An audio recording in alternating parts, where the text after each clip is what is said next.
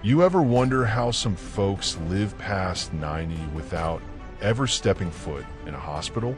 Not a single prescription, no wellness trackers, no biohacks, just raw life, real food, and time-tested wisdom passed down in whispers.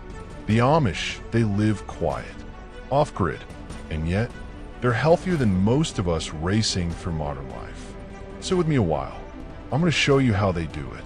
Not with pills, not with noise, but with simple things we've forgotten. This is Amish health. Unfiltered, untouched, unrushed, cold air and open windows. Letting illness out, not trapping it in. In an Amish home, when sickness comes knocking, the first thing they do ain't to close the doors tighter.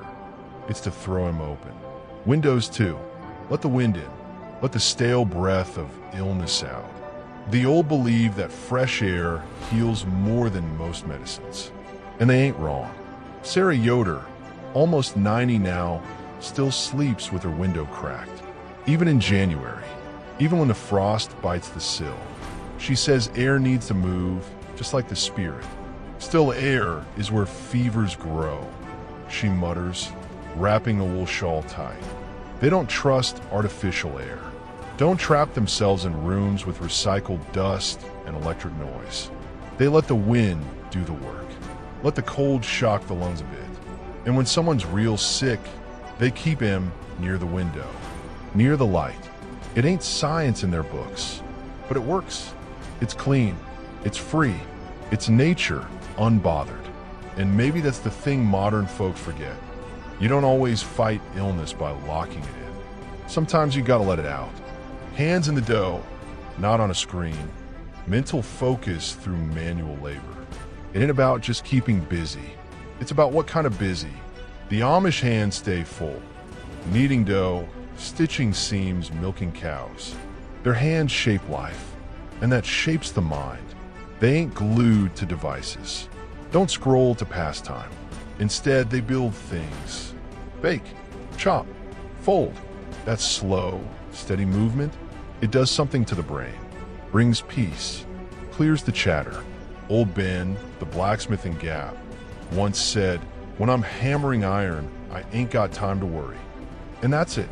They're not numbing the stress with distraction. They're facing it, working through it, turning raw dough into bread, broken wood into furniture, and somehow worry into stillness. Mental illness? It's not absent in their world, but it's softened, quieted, given space to breathe and time to fade. That's what modern life misses, the therapy of use, of movement, of slow work done well. The silence of pain, how Amish endure without complaint. Some aches never leave, the kind that settle deep in the joints after years of cold mornings and hard work. And the Amish? They don't run to the pill cabinet at the first twinge. They sit with it, endure it. They see pain not just as something to erase, but something to understand. Old Samuel's hip has been bad since his buggy flipped back in '67. Never got it fixed. He walks with a limp now. Quiet, proud, never complains. He says God gave it to him for a reason. And every step is a reminder of what he survived. There's something powerful in that.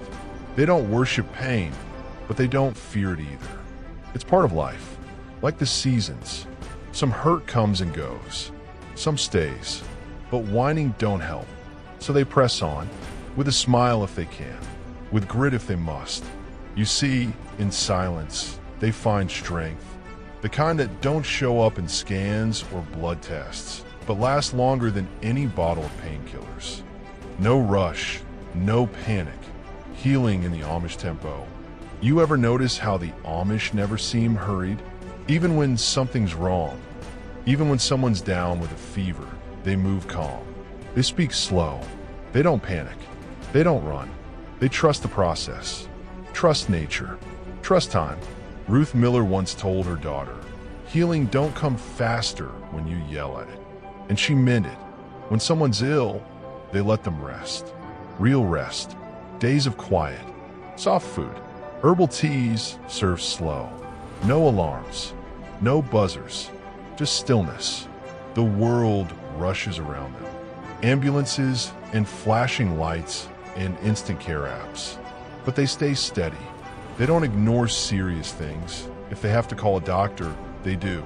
But not first, not right away. They try time, try patience, and often it works. The body knows what to do. It just needs space. That's the Amish way. Slow, intentional, and surprisingly effective. Nature knows best. Why the Amish still trust the earth more than a pharmacy. There's this belief, deep and old, that nature don't make mistakes. That the earth, if treated right, gives what the body needs. And the Amish, they still believe that. They plant herbs not for looks, but for use. Calendula for burns, lemon balm for nerves, nettles for the blood.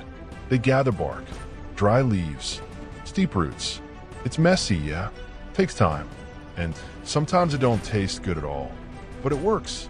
They trust plants, not packages, and they treat sickness not just with what goes in the body, but with what surrounds it. Sunlight, stillness, a good walk, a warm stove. It ain't superstition, it's experience, passed down like gospel. Their faith in creation runs deep, not blind, but respectful. And maybe that's what modern folks lost. We forgot that the ground we pave overused to heal us, that the weeds we curse used to save us. Amish didn't forget. They remember. They still listen. Sunrise and sunset, healing in rhythm with the earth. The Amish don't need clocks to tell them when to sleep. They don't rely on sleep apps or supplements either. They follow light. Simple as that. Rise with the sun. Sleep when it dips behind the trees. That rhythm, it ain't just tradition, it's medicine.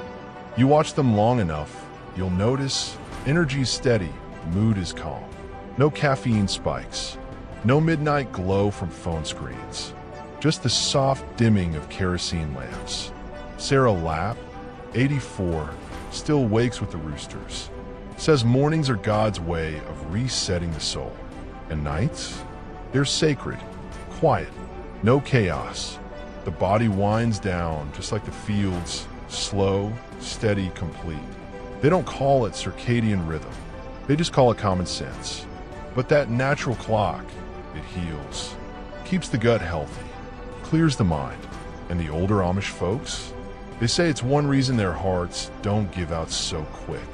They're not running against the sun. They walk with it. The root cellar cure, food that still feeds after the frost.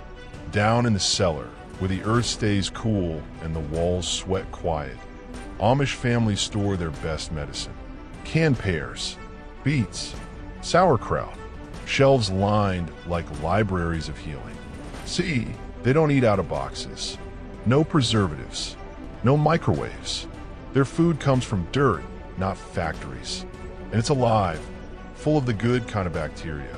That's the kind that keeps the gut strong, they say. Keeps the skin clear, keeps the mind from clouding up. Old Eli once told his grandson, if it don't rot, it ain't real food.